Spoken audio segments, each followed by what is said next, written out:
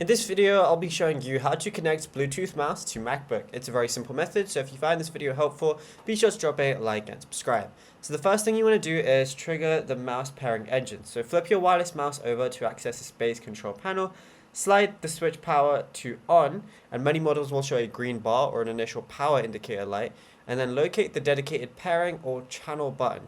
Press and hold it down for 3 to 5 seconds until the built-in LED starts flashing rapidly. And a blinking light means the mouse is in discoverable mode, so that's important. So now what you want to do is on your MacBook, move your cursor to the top left corner and click on the Apple logo icon right there.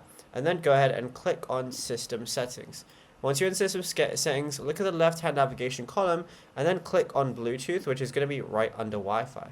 Now, what you want to do is look at the right side panel, ensure the master Bluetooth toggle switch is flipped to the right and is switched on, like mine is right now, and scroll down past your saved items and nearby devices, and go over to this list where it says nearby devices.